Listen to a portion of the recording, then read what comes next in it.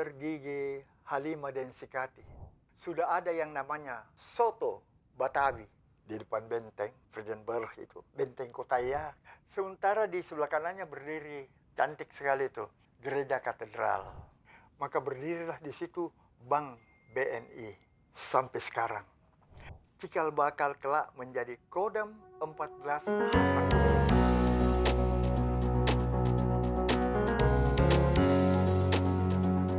Cerita-cerita yang sederhana, tapi punya nilai untuk kita rawat.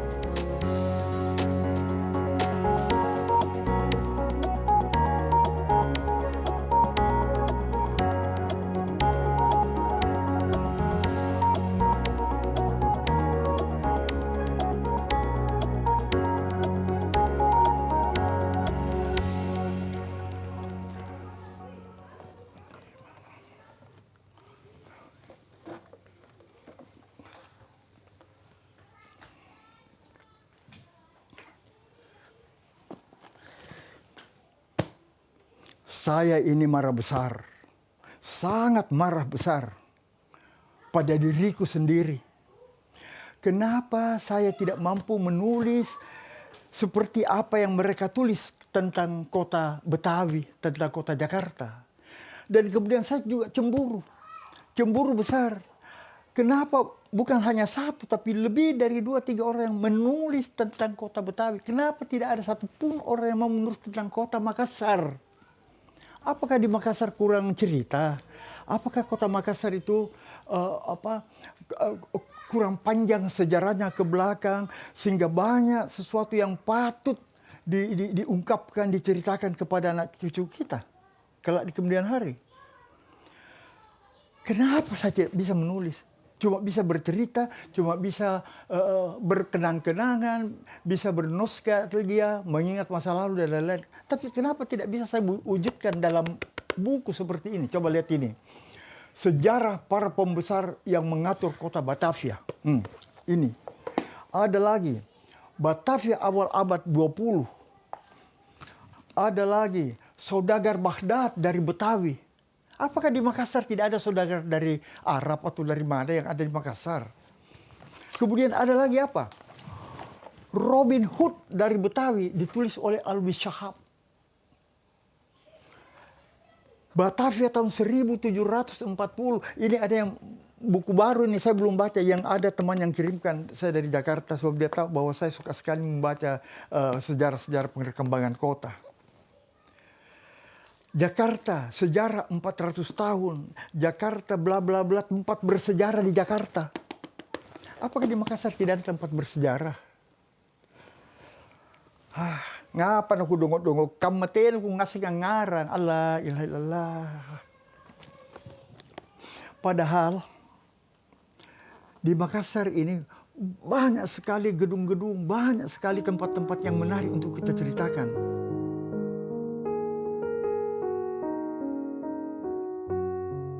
Mungkin orang lebih akrab dengan Fort Rotterdam yang ada sebut sebagai Benteng Panyua. Nah, selain itu ada lagi benteng kecil. Namanya Benteng Vredenburg. Orang Makassar sebut pada waktu itu, terutama kami ini anak-anak Kampung Renggang menyebutnya sebagai Benteng Kotaya. Benteng ini terletak di Panyingkulu. Nah, Hook, ujung dari jalan, sekarang ini jalan Jenderal Sudirman, dulu jalan Goa Utara, persis di ujung jalan Bulu Saraung. Sekarang ditempati oleh Bank BNI. Di situ berdiri itu benteng. Nah, ini sangat menarik kita ceritakan. Ini benteng punya lapangan yang luas. Kemudian setelah itu ada sedikit ditinggikan agak seperti bukit. Kemudian ada jarak 3 meter, 3 meter, 3 meter. Disitulah ini benteng ini berdiri dengan megahnya. Ketika kami ini, anak-anak Kampung Renggang, bermain-main ke sana, sebab ini sudah menjadi tempat permainan kami yang gratis. Waktu itu benteng sudah tidak punya atap lagi. Jadi dia rata, seperti dadu, segi 4. Rata di atas, di dinding kanan, dinding muka belakang rata. Pintu masuknya pun di semen supaya anak-anak tidak main-main di situ. Sebab mungkin berbahaya. Sebab bisa jadi karena ini benteng yang sudah usianya ratusan tahun bisa rubuh atau rontok batu-batunya dan menimpa anak-anak yang main-main di sana. Tapi kami anak-anak Kampung Renggang tidak punya alasan untuk tidak mensurvei ini benteng. Kalau pintunya ditutup, kami naik lewat apa? Lewat temboknya, lewat akar-akar pohon, lewat urat-uratnya, ada hanya yang menyuntai ke bawah, itu kami pakai untuk naik. Mahalan ini mengundang perasaan seperti Tarzan. Nah, kami naik ke atas. Nah, di atas kita bisa lihat bekas-bekas ruangan dulu. Ada ruangan besar, ruangan kecil, di belakang terbagi-bagi. Ini kita bisa berhayal bahwa itu ruangan-ruangan itu fungsinya untuk apa kira-kira dulu.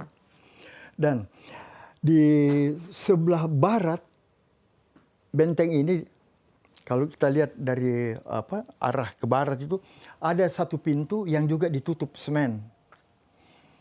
Kami curiga mungkin inilah pintu masuk ke dalam lorong bawah tanah yang konon kabarnya sambung sampai ke Fort Rotterdam. Mungkin itu, tapi sampai sekarang ini tidak bisa dibuktikan karena tidak ada penelitian, penyelidikan mengenai lorong itu. Dan lagi pula pintunya itu sudah ditutup. Nah, dari atas benteng itu kami bisa bermain coko-coko, sembunyi-sembunyi, bisa berlari-larian, bisa berayun-ayun seperti Tarzan. Kemudian sambil apa? Mencari buah-buahan. Rappo-rappo kalimbu yang rasanya itu seperti barkisa. Banyak sekali terdapat di atas benteng ini. Nah, apalagi yang saya ingat mengenai di benteng ini. Dari depan ini benteng sudah berwarna hitam. Bukan karena dicat, tapi karena usia. Jadi dia berlumut, terkena terpaan matahari, hujan dan lain, akhirnya dia hitam. Disitulah kami bermain-main, berayun-ayun dan lain-lain. Sangat menarik bagi anak-anak seusia kami pada waktu itu. Di depan benteng itu banyak penjual makanan. Berbaris-baris di depan benteng. Ada yang menjual kaduk bulo. Ada yang menjual, ini unik namanya nih gerobaknya. Warung nasi bibi. Itu masakannya yang nasi putih kemudian campur dengan sayur ini dan ada minyak sedikit. Itulah namanya warung nasi bibi. Di sebelahnya ada, nah ini mungkin surprise bagi Anda, bahwa pada waktu itu sudah ada yang namanya soto Batavi. Masih dalam gerobak. Itu sudah ada di depan benteng Fort Vredenburg.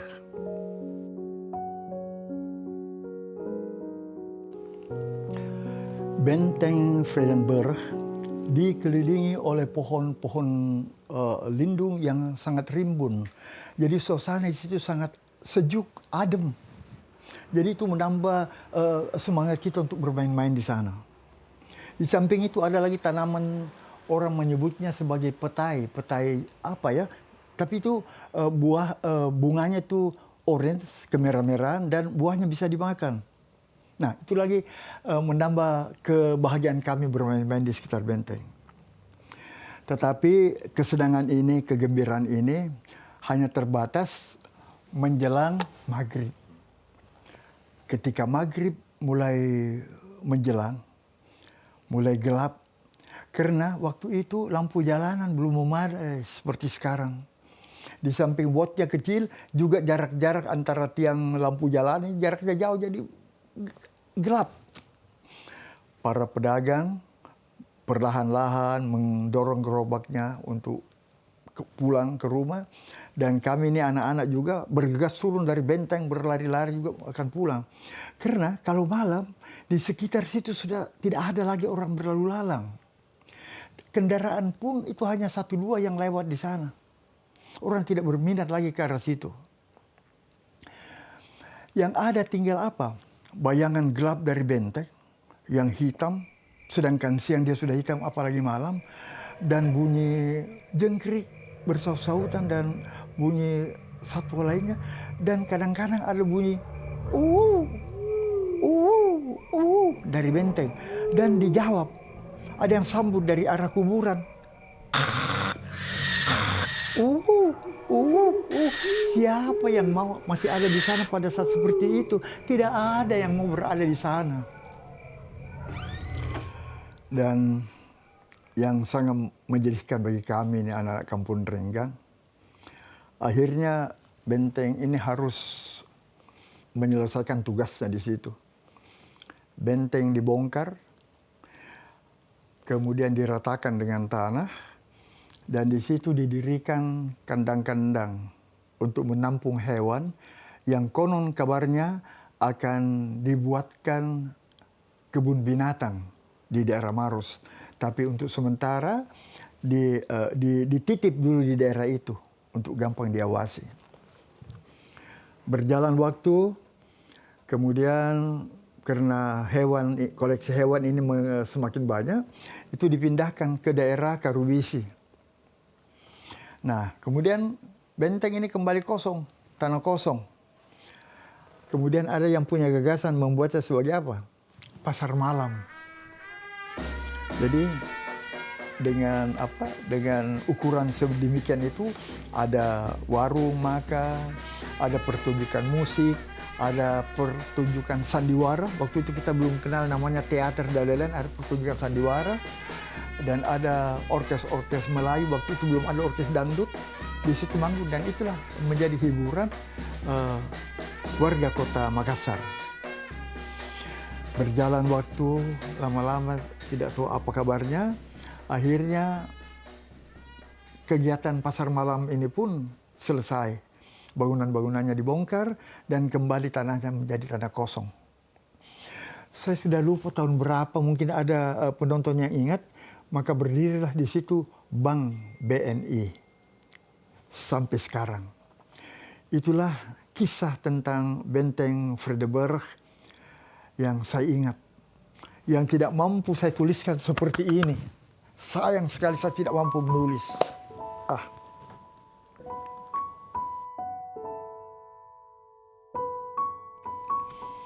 Kalau kita berdiri di depan benteng Vredenburg itu, benteng kota ya, kata anak Kampung Renggang, kita melepas pandang ke barat, kita bisa melihat lapangan yang sangat luas, yang konon kabarnya adalah salah satu lapangan yang terluas di dunia. Siapa yang pernah ukur itu, wallahu alam bisawab, tapi itu membuat kami bangga.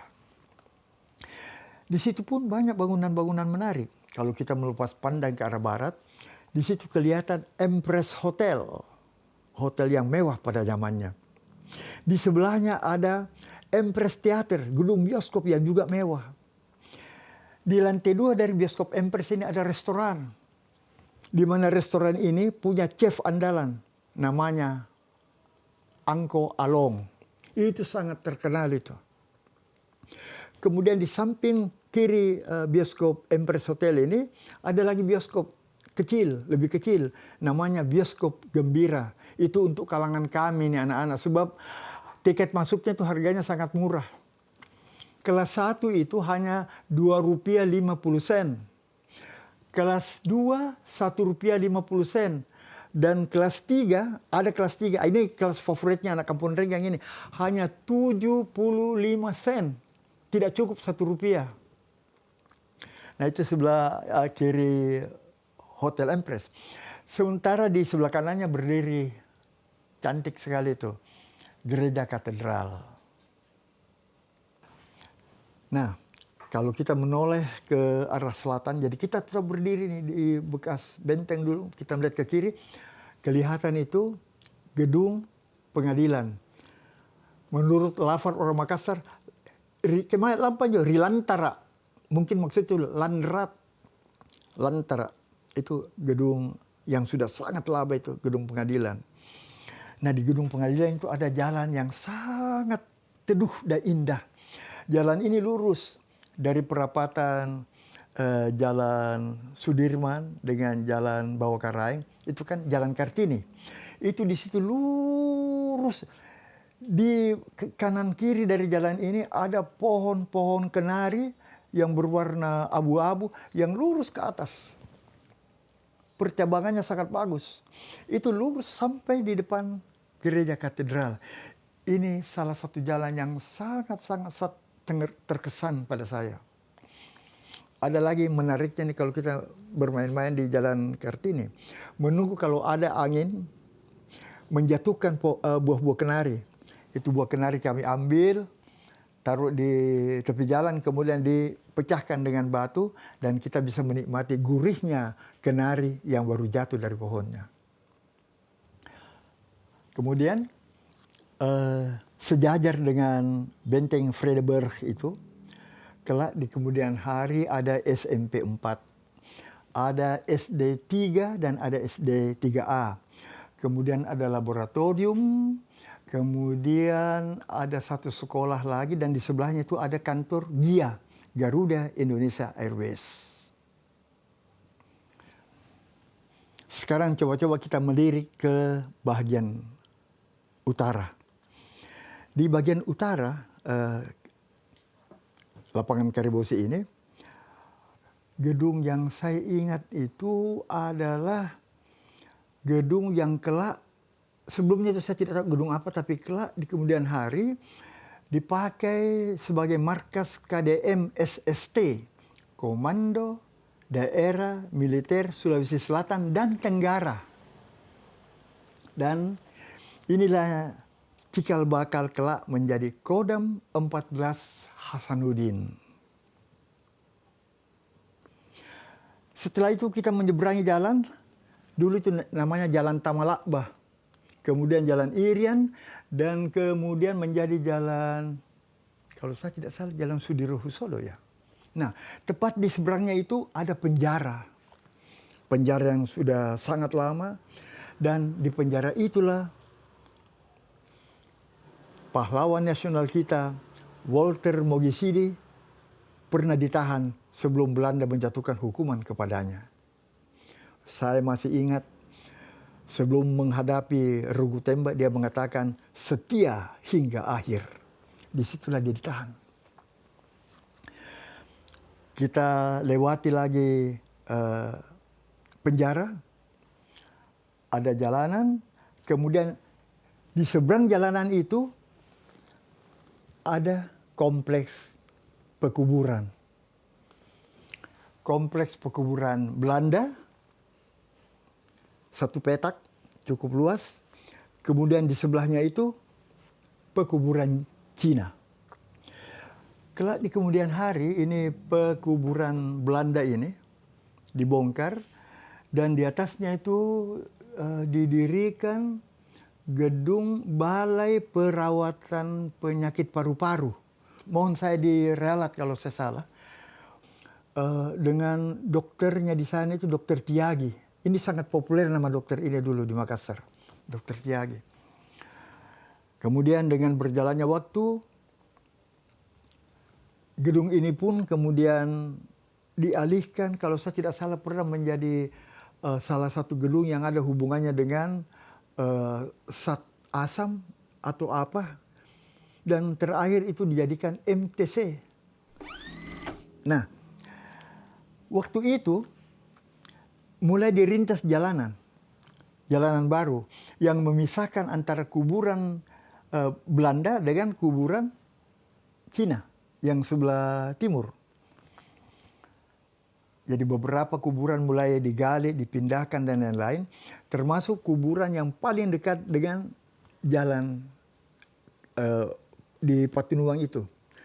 Itu dibongkar, diratakan, kemudian disitulah didirikan Balai Perawatan dan Pengobatan Gigi atas prakarsa Dr. Gigi Halimah Densikati. Ini ibu ini adalah pendiri dari Fakultas Kedokteran Gigi Universitas Hasanuddin. Dan beliau itu adalah dekan pertamanya.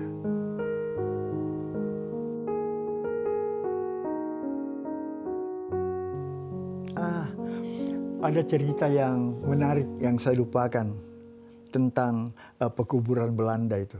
Ini menarik bagi anak-anakku, ini bagi cucu, terutama cucu-cucuku.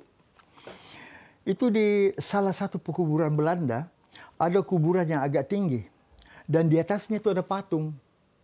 Patung seorang laki-laki setengah badan yang memandang ke depan dengan gagah perkasa.